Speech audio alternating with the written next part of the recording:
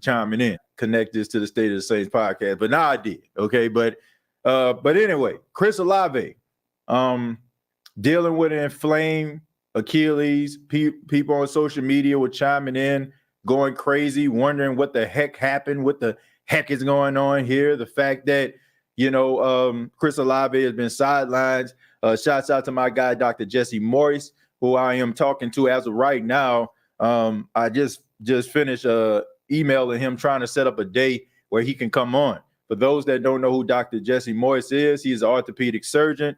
He has a YouTube channel entitled Fantasy Doctors, where he gives like different prognosis and give people a clarity and an understanding about what the heck is going on with some of these injuries for the common man. And he does an extremely good job. He's been on the show, I want to say maybe 2 or 3 times, helping us understand about the injury to Michael Thomas and also, just several other injuries that involve the New Orleans Saints players. And he'll be back again.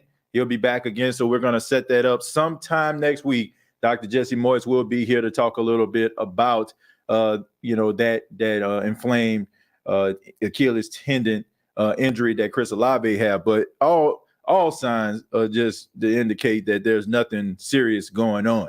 And I can understand why Saints fans feel the way they do. I can understand the paranoia. I can understand why people are kind of on the fence when it comes to trusting the New Orleans Saints staff when it comes to transparency with these injuries. And I get it, right? I mean, it was the same thing with Jameis Winston last year. It was Michael Thomas. It was Jarvis Landry. And there was very little transparency. And it was what this guy say one day and then is a whole different story the next. But just based on what I've heard about this whole Chris Olave injury is nothing serious. And as a matter of fact, even Dennis Allen, he mentioned this, that for the exception of one player, he didn't specify who it was, but that one player won't be, at training camp. That player was the only player that he kind of mentioned. He said everybody else should be a full go. That includes Michael Thomas. So I'm extremely excited about this team. I'm not worried about Chris Olave. They got a few weeks in order for them to, kind of rest up a little bit before they hit the ground running with training camp, and things are really starting to heat up. Somebody else that kind of stood out at practice was Paulson Adebo. Paulson Adebo did not get first-team reps on day 2. That went to Alontae Taylor. Day 3, Alontae Taylor and Paulson Adebo split reps. And I think that this is a good thing because we all know that this is a competition right now between Adebo and Taylor. And one of these guys are going to be opposite of Marshawn Lattimore. And as a matter of fact, I think that this is very, very good because both of these guys are talented. I don't feel like as a fan, any of us lose. And, I don't feel like any of those guys are going to lose because the way the Saints are structured and the way they play defense, those guys are going to get some reps regardless. Alontae Taylor took a lot of reps in the slot. And he also is going to be taking reps on the outside, which I am a fan of and I am a supporter of because I felt that throughout the years, the New Orleans Saints have had issues where guys can be good in the slot, but a liability on the outside or, vice versa. So I think that it's a good thing when you have guys that are versatile. If guys like, knocking on wood when I say this, but Lattimore go down or Adebo goes down, you got guys that can kind of work the inside as well as the outside. So I really like this move to be able to see both guys and giving these individuals a good sample size to show the coaching staff what they're actually made of. The key play from a lot of the reporters that were out there said that Paulson Adebo and Nephi Sewell made 2 of the best plays at practice. This came at a 2-minute drill on a red zone situation, and Paulson Adebo made a play. Look, I have no problem with Paulson Adebo, and I understand that he fell out of everybody's graces. I don't know how the heck a guy 2 years into his NFL career can just fall out of people's graces that quickly. But I guess that's just how some Saints fans roll.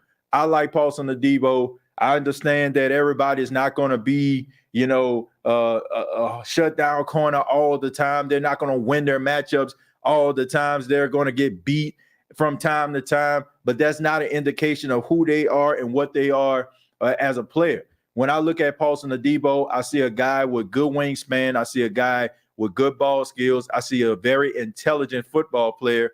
And I think the guy dealt with injuries throughout the season. Now, people may not want to hear that. They want to roll their eyes and all that kind of stuff. But it's easy for us to try to talk about guys and dealing with situations and injuries that we have never, ever dealt with.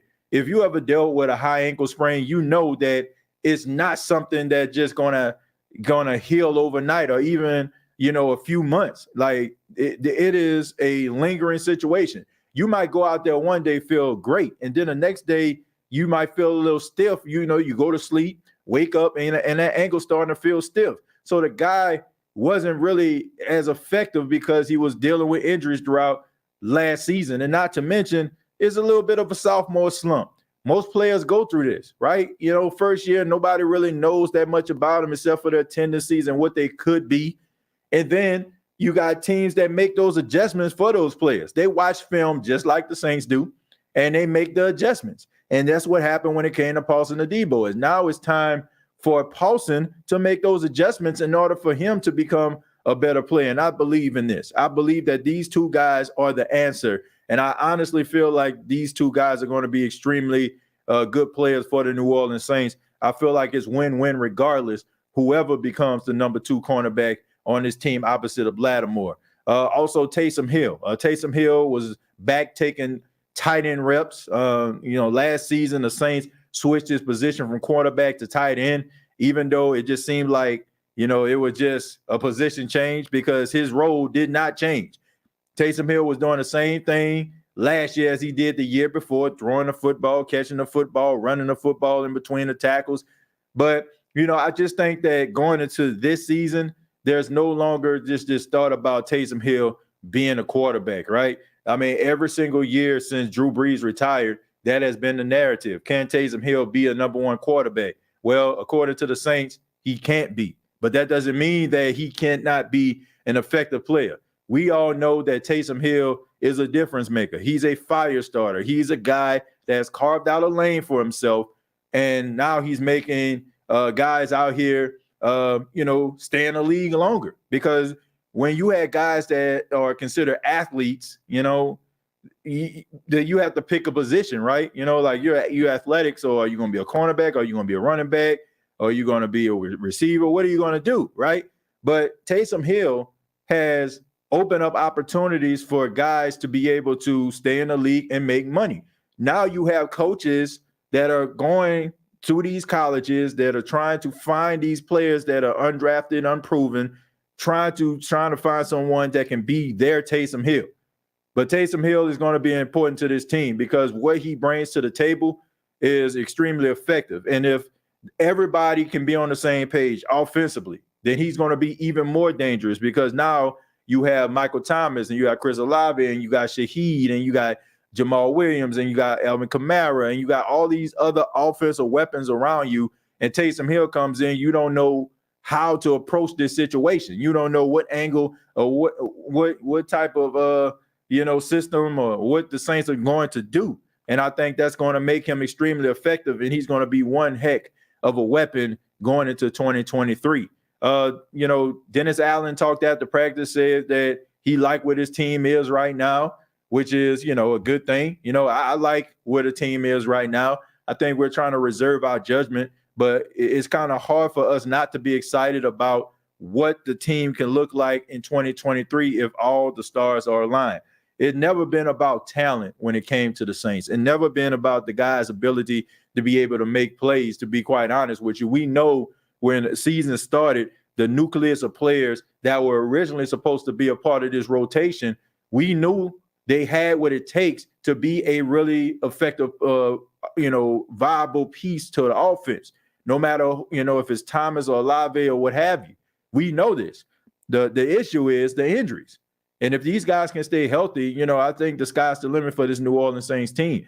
And if the defense can replicate what we've seen towards the latter part of the season, then I think that we can have something special in 2023. But, as we take a little bit of a break from, minicamp on to training camp for a few weeks, I think that, we come away from this minicamp and OTAs, very, very optimistic about the 2023 New Orleans Saints.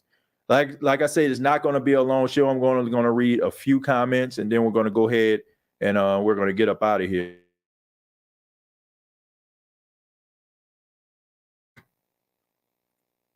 Sorry about that. I had to sneeze. All right. So anyway, let me go ahead and read some of your comments, and then we're going to go ahead and roll up out of here. We're going to start with, all right, let's start with King Arthur. King Arthur says, TJ, DA said Chris Olave had a little inflammation in his Achilles, but it's nothing to be concerned about. No, it's not. No, it's not really anything to be concerned about. But I did mention at the top of, my little monologue there, I can understand the skepticism of Saints fans because, last season we were told that some of the injuries that some of these players sustained are not that serious. And the next thing you know, these guys are missing 8, 9, 10 games, right? I mean, Lattimore, he'll be back sooner rather than later. That was 10 games. Michael Thomas, he might come back. Now all of a sudden he just missed an entire season. Jameis Winston, never to be seen again. Kept on rolling out Andy Dalton, even though Jameis Winston was fully clothed and in uniform. So I can understand people's skepticism, but if you look at, the prognosis and what this actually means, it's not that serious. It's not that serious. What's up, TJ? Game of the week. We finally have to release day for Spider-Man. Bring me to October. It's a lot of going on right there, Ramsey. All convoluted. I don't know exactly what you're trying to spell there, but Spider-Man out right now. Let's see. My birthday week was good, but still celebrating my birthday till June 30th. Well, that's a positive way of looking at it. I'm glad you had a good birthday, man. I'm glad that you enjoyed it. It's always good to see another year and be able to, be excited about, about your birthday.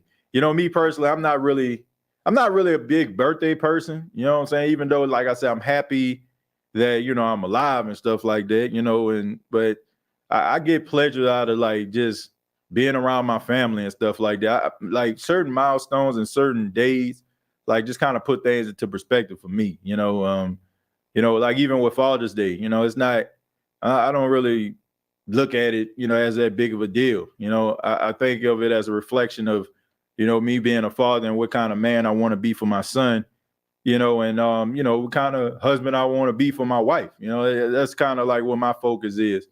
But, it's good to be able to enjoy your birthday and be blessed to be alive, man, because people, man, they got a lot of people out here, man, they not here. You know what I'm saying? And you're here to celebrate another day and in another year of life. It's a great feeling. Let me see. Didn't fall out of favor. We just understand that Taylor, this is slightly better than a Debo. Want both on the team. Our future cornerback number 1 and cornerback number 2 when Lattimore gets old.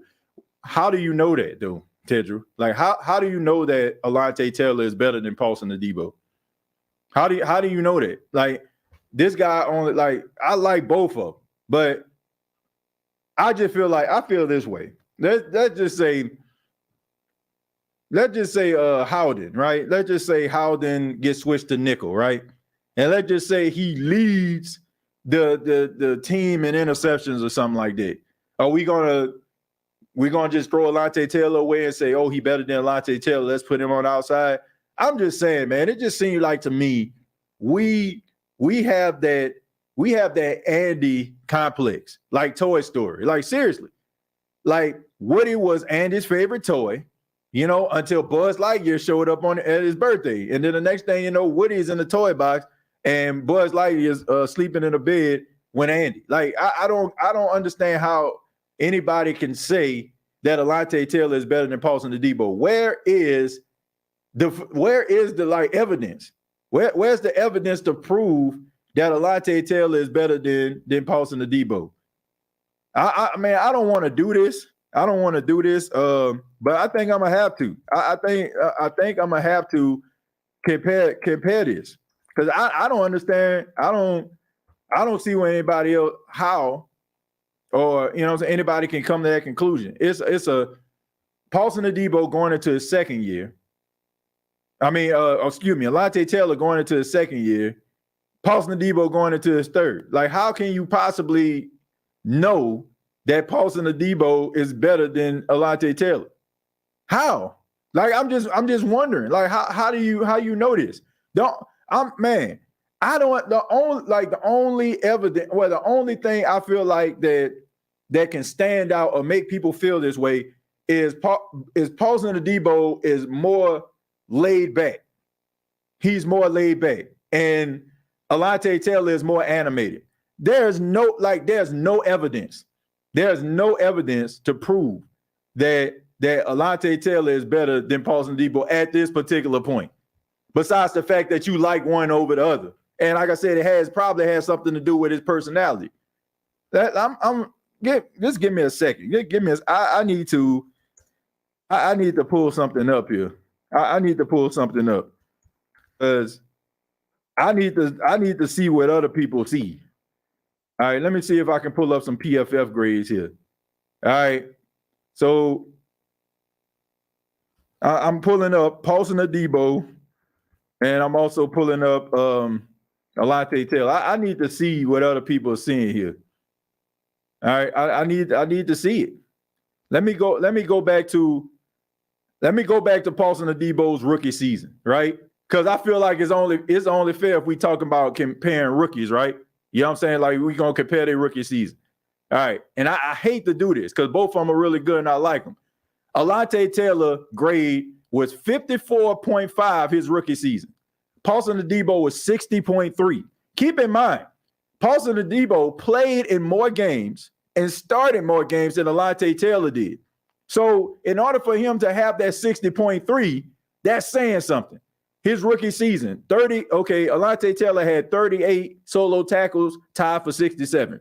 Paulson Adebo rookie season, he had 57, tied for 12. Alante Taylor, interceptions, 0. Paulson Adebo rookie season, he had 3 interceptions. He was targeted 64 times. Alante Taylor his rookie season. Paulson Adebo, 80. Receptions allowed, 29 for Alante Taylor, tied at 84. Paulson Adebo, 52. Keep in mind, Paulson Adebo played in every game his rookie season. So all I'm saying is, how do you know this? So how do you know this? You said, so you switched the seasons to support Case. Nice. No, I'm not supporting anything. If you're gonna evaluate a guy's rookie season, because let me ask you this: what if Paulson Adebo Alante Taylor takes a step back his sophomore season? So you're coming in saying that he's better, right?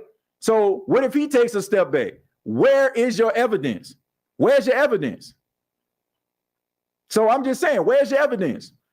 How can you compare? Like, you want to compare a guy's 2 years of work, right? Versus one guy who just got into the league, didn't even start the entire season. But like I said, man, I'm just gonna say it. If you think that Alante Taylor is better than Paulson Adebo at this stage in their careers, you don't know what the hell you're talking about. Like, seriously, the only valid reason that you can say this is because you like Alante Taylor. There is nothing that Alante Taylor has done or Paulson Adebo has done at this stage of their career where you can just justify. This isn't like we're talking about a guy who's been in the league for 7 years, like they both been, and one guy been in the league 8. If you had that type of narrative, then I can roll with you. But you're talking about a guy who came into the seat, like he's going into his second season and another guy going into his third. How in the world can you say that? You can't. You can't say that. That's like, to me, that's like you have a really good basketball player, right? And this dude comes to the park every single Sunday. And then all of a sudden they have this one dude that just in town, probably his cousin or something like that, you know what I'm saying, inviting him down, and he goes out to the park. And this dude kind of good. But this day he hot. This day he rolling. Like, man, this day he on fire. But this other dude who a beast couldn't hit the back of a barn door. And this dude that came into town started shooting threes and all that kind of stuff there, started playing, and everybody like, oh man, this dude here a beast. And you just completely just negate all the stuff the dude done did just because he was having an off day.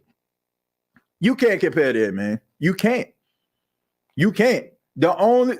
There's no way. There's no way you can compare these two dudes at this stage of their careers. They haven't done enough. Neither one of them. Neither one of these guys have done enough. I'm just saying. Says it shows on the field. How? How's it shows on the field? I don't understand it, man. I don't. I don't understand it. Like, I don't. Like, say you like this dude's personality. Say like when you listen to his interviews, he gets you excited because of his confidence in himself. I like Alontae Taylor, but there's nothing Alontae Taylor has done that shows me that he's better than Paulson Adebo. I mean, absolutely, positively nothing at all. I'm sorry, man. I'm going to read two more and then I'm going to have to get up out of here, folks. Let's see. Had a sophomore slump. Tedra, I'll put it like this. If Paulson Adebo has a down season again and Alontae Taylor steps it up, then I will completely concede this. I'll completely concede. But one guy's going to his third year, the guy's going to his second year. It's too early. It's too early to tell, man. It's too early to tell. Let's see. It says recency bias.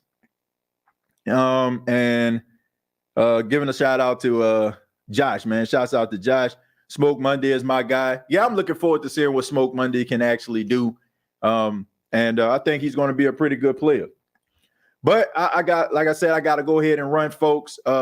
Special shout out to everybody that's here right now. I'm gonna try to have a show, man, by this weekend. My people are in town. My mom is here. My sister is here at the crib. So I want to be spending a little bit of time with them. But I'm gonna try to put in maybe, a little quick show over the weekend or something like that if I get an opportunity. But thank you all so much for checking out the State of the Saints podcast as we shift from MiniCamp to training camp. I'm excited about this team. I'm excited about the direction that it's going in. I'm looking forward to seeing what this team can actually do. Thank you so much for checking out the State of the Saints podcast. There's an article that I put out at gumbopiesports.com about the New Orleans Saints, day 3 of MiniCamp. Go ahead and check that out. Also, you can subscribe to the Gumbo Pie Sports page. You'll also get notifications every time some articles come out. I'm proud to announce that not only are we covering just NFL, we just launched HBCU side of Gumbo Pie as well as college football. So you're going to be able to hear about HBCU news and also college football as well as the NFL. So make sure you check out Gumbo Pie Sports.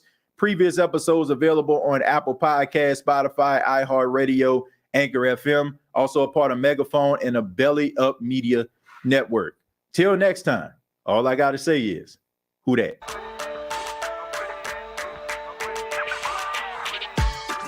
Hey, don't let these tears fool you. There's all dog around this mug. I'm good.